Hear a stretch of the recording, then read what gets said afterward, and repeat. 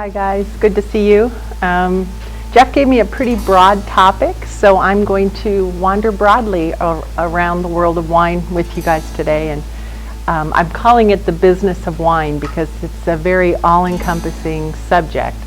And what I'm going to try to do is help connect the dots on some of the previous speakers and the content that you've already covered, and then expand that into some areas I think that haven't been covered yet about the world of wine. So I was a liberal arts major, University of Washington, Romance languages, very career-oriented focus, no business classes, no accounting classes, and then ended up having a 20-year career in financial services. My travels in that career took me ultimately to Napa Valley. So I got the bug while I was doing that, and ultimately at the age of 40 decided to do a career change and went into wine.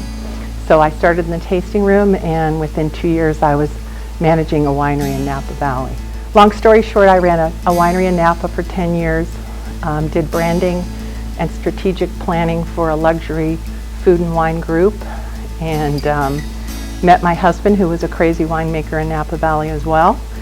And we decided we wanted to do our own winery, and after working for other people for 30 years. So we focused on Oregon, cool climate, Pinot Noir and Chardonnay, and in December '04 we bought 128 acres of land up here after selling 10 acres in Napa, so that gives you an idea of what the difference in costs are between Napa Valley and Oregon, and moved up here full-time and started our own vineyard and winery. So co-owner of Brittan Vineyards, and then last January I joined Linfield to help Jeff and some of the other folks who've been working on wine initiatives pull together hopefully a comprehensive wine studies program that we hope is going to start with a minor here, hopefully approved in December by the faculty. This is the mission statement that we have for Linfield's wine program, is to provide a unique interdisciplinary liberal arts approach to wine studies. There are no schools in the country who do a liberal arts approach to wine education. It's either a deep dive into business or it's a deep dive into science, fermentation, viticulture, etc. This would really put Linfield on the map as having something truly unique. All right, the business of wine.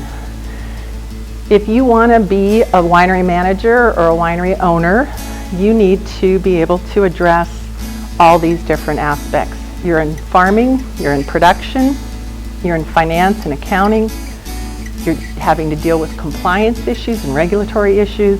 You obviously have to do human resources. Anybody who owns a business, especially a small business, has to deal with human resources.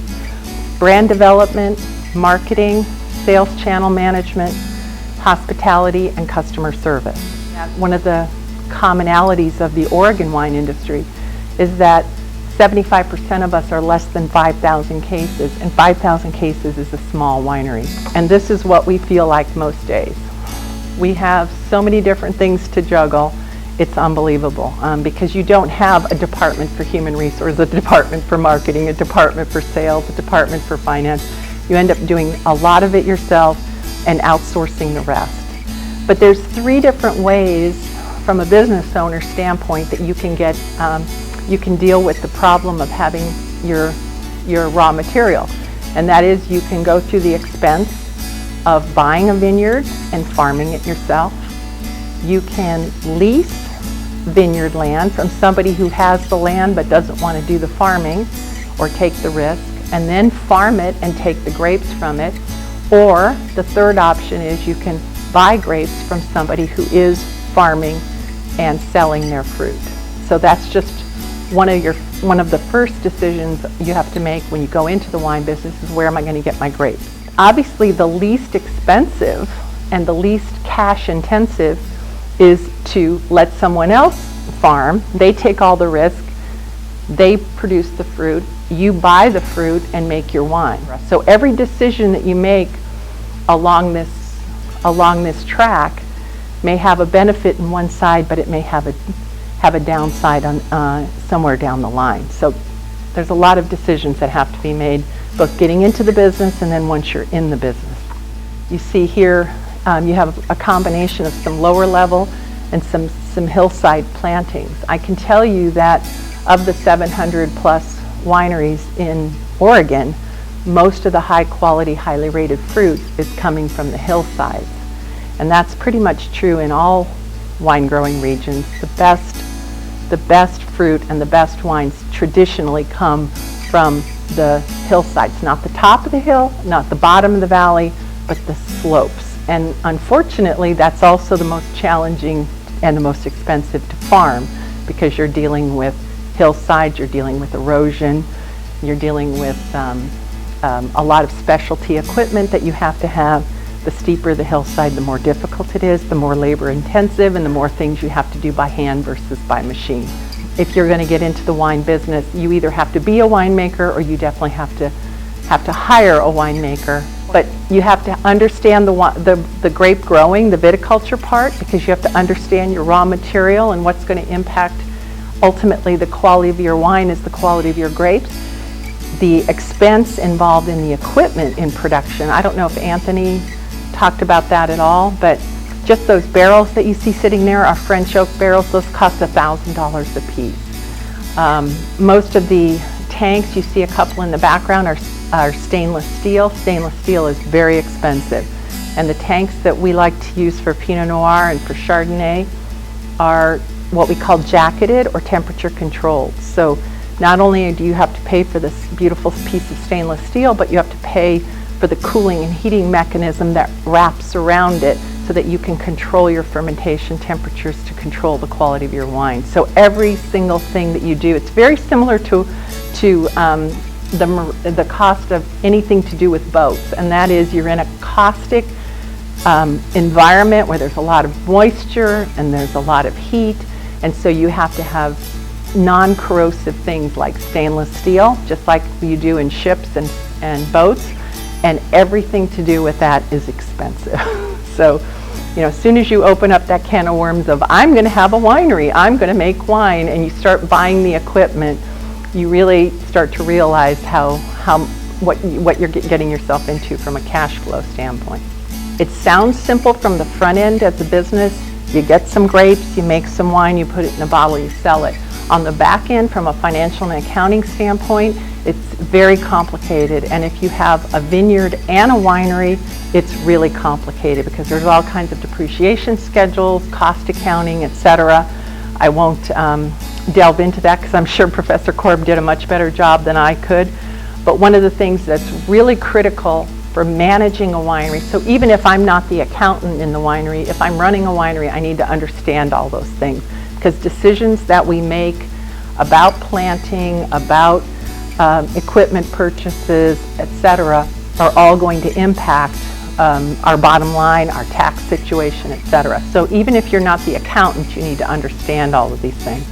But wine is extremely difficult to cost out because you're starting, especially if you own your vineyard, you planted your vineyard, your farming costs, then you get the fruit, then you have the production costs in the winery, overhead, etc. Then you have aging costs, barrels, how long it's in barrel, how many times you use the barrel. Then you have packaging, what bottle you're going to put it in, etc., etc. Then you've got bottling costs to actually have the bottling truck come and do that. You have labor costs. Then you take this beautiful bottle of wine you made, and for us, for example, we stick ours in a warehouse for a year before we sell it because it needs to age in the bottle. So 3 years later, I'm releasing a 2012 Pinot Noir in 2015. What did that bottle cost me? It's a very complicated set of formulas. And if you really want to know your products, you need to know what each wine costs. So if you made 10 different wines, they didn't all cost the same to make. Some grapes were more expensive, some aged longer, some less. So just that simple bullet point of cost accounting is a huge issue in the wine industry. You get into the business and you don't realize how cash intensive it's going to be and for how long. So I'm not trying to discourage you, but I'm just saying a lot of people get into the business without really realizing what they're doing. So having a business plan, having cash flow projections, having your ducks in a row, knowing where your financing is coming from is crucial. This is more the fun part. the brand development and marketing. So let's say, you're working in a winery or you want to start a winery. You have to come up with a brand name, a brand identity, a brand story. And I think Jeremy did a great job last week of talking about how difficult that is in a very crowded, competitive marketplace. As I mentioned, there are over 700 wineries just in Oregon. And to put that into perspective, Oregon represents 4% of the amount of wine produced in California, our nearest neighbor, and is also much smaller than Washington State. So we're third, and we have over 700 wineries. That's at least 700 brands. Some wineries have more than one brand. They have 2 or 3 brands under their umbrella. There's a great challenge and joy in working on wine brands because on the one hand, they're usually very interesting. They usually have great stories to tell, but it's very challenging to think about the real estate that you have on a wine label of maybe 3 by 5 inches. So you're trying to tell a story in a little square of 3 to 5 inches and then have that design or that logo or that look carry over into everything else that the winery does. The market is global. Our competition is not just California and Washington. Our competition is coming from New Zealand, from South Africa, from Burgundy, from Italy. There's competition from all over the world, which is challenging, but also another huge opportunity. International marketing, international relations.